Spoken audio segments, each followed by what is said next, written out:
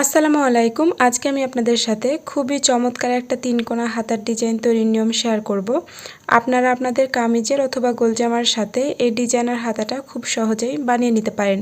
আর এই ডিজাইনটি এতটাই সহজ, যারা সেলাইয়ের কাজে একদমই নতুন তারাও যদি পুরো ভিডিওটি শুধুমাত্র একবার দেখেন তাহলে কিন্তু আপনারাও ডিজাইনটি বানিয়ে ফেলতে পারবেন। তো চলুন ভিডিও শুরু করা যাক। তো এখানে আমি আগে থেকে একটা হাতা কাটিং করে রেখেছি। তো এই হাতার লম্বা রয়েছে কাঁধ থেকে কনুই পর্যন্ত লম্বার সমান। তো কাঁধ থেকে কনুই পর্যন্ত লম্বা হয় মোটামুটি 12 ইঞ্চি পরিমাণ। তো এখানে আমি 12 ইঞ্চি পরিমাণ লম্বা নিয়েছি এবং মুহুরির অংশের চওড়া রয়েছে 6 ইঞ্চি পরিমাণ। সেলাই করার পর এটা 5 ইঞ্চি হবে। আর এখানে আমি দুটি স্কোয়ার কাপড় নিয়ে নিয়েছি। এই কাপড় দুটি লম্বা এবং চওড়ার দিকে সমান রয়েছে।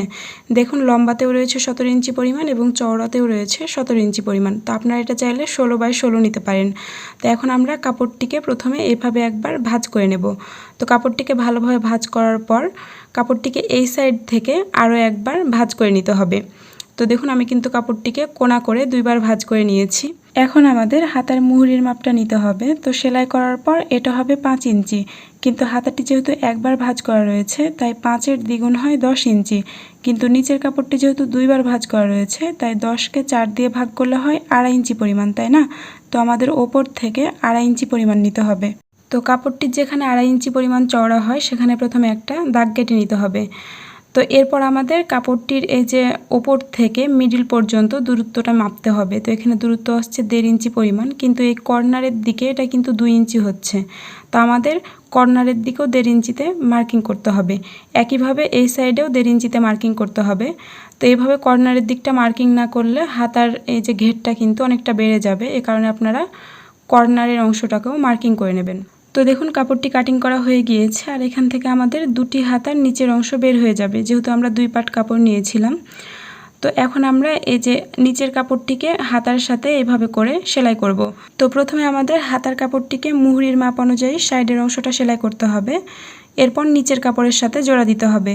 তো তার আগে নিচের এই কাপড়টির খোলা সাইড আমরা সেলাই করে নেব। তো এর জন্য কাপড়ের খোলা সাইডটিকে এভাবে করে 2বার ভাঁজ করে এর উপর দিয়ে সেলাই করতে হবে। তো আমি এখন আপনাদের সেলাইটি করে দেখাবো। তো সেলাই করার জন্য কাপড়টিকে প্রথমে উল্টো সাইডে এইভাবে একবার ভাঁজ করতে হবে, দেন এই ভাঁজের ওপর আরও একবার ভাঁজ করতে হবে। এরপর সেলাইটি শুরু করতে হবে।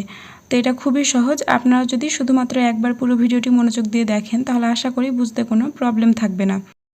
তো এই কাপড়টি যেহেতু 4 কোণা একটি কাপড়, তাই কোণার এই অংশে আসার সময় কাপড়টিকে এই সাইড থেকে প্রথমে একবার ভাঁজ করতে হবে, দেন আরও একবার ভাঁজ করে সেলাইটা করতে হবে। তো এইভাবে করে কর্নারের অংশে আসার পর সুচটিকে উঠিয়ে সেলাইটিকে ঘুরিয়ে নিতে হবে, দেন কাপড়টিকে আবারও উল্টো সাইডে 2বার ভাঁজ করে সেলাই করতে হবে।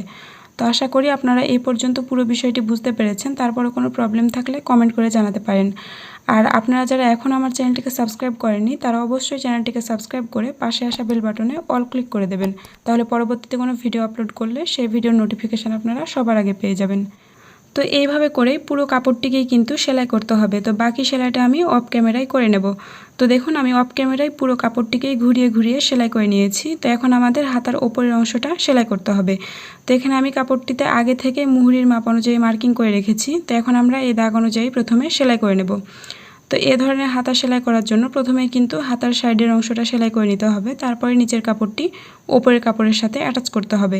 তো সেলাইটা করা হয়ে গেলে এখন আমাদের হাতার কাপড়টিকে উল্টিয়ে সোজা সাইডে করে নিতে হবে। তো কাপড়টিকে সোজা সাইডে করার পর আমাদের হাতার ওপরের এই যে এই অংশটিতে প্রথমে একটা মার্কিং করতে হবে মিডল পয়েন্টে। তো আমরা আসলে এইখান থেকে সেলাইটা শুরু করব, এজন্য প্রথমেই মার্কিং করে নিলাম। তো এখন আমাদের নিচের এই কাপড়টির যে কোনো এক কর্নার বরাবর মার্কিং করতে হবে। তো আমি যে কোনো এক কর্নার বরাবর একটি মার্কিং করে নেব।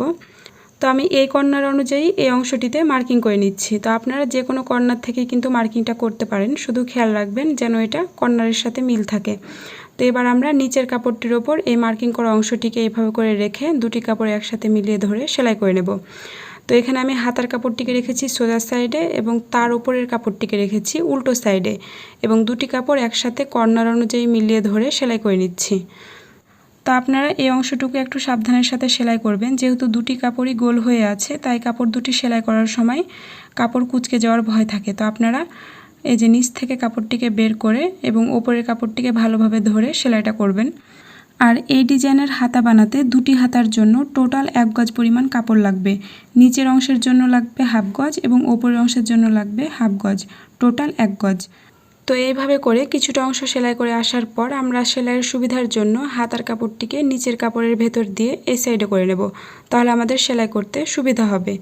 তো আবারও দুটি কাপড় একসাথে ধরে সেলাইটা করতে হবে। তো আমি আবারও সেলাইটি শুরু করছি। তো আপনারা যদি দুটি হাতার জন্য টোটাল 1 গজ পরিমাণ কাপড় কিনেন তাহলে কিন্তু এই চমৎকার হাতাটি বানিয়ে ফেলতে পারবেন। তো দেখুন আমি কিন্তু খুবই সাবধানের সাথে সেলাইটি করছি। তো দেখুন আমার কিন্তু সেলাইটি করা হয়ে গিয়েছে। তো আপনারা চাইলে আরও একবার এই সেলাইয়ের ওপর দিয়ে ডাবল সেলাই দিয়ে নিতে পারেন। তো আমি আবারও ডাবল সেলাই দিয়ে নিচ্ছি। তো এইভাবে করে আবারও কাপড়টিকে ঘুরিয়ে সেলাইটা করে নিতে হবে। তো দেখুন সেলাইটি করা হয়ে গিয়েছে। এখন আমি হাতার কাপড়টিকে সোজা সাইডে করে নেব। তো দেখুন হাতাটি দেখতে কতটা সুন্দর হয়েছে। ভিডিও ভালো লাগলে অবশ্যই একটা লাইক দেবেন। সবাই ভালো থাকবেন, সুস্থ থাকবেন। আসসালামু আলাইকুম।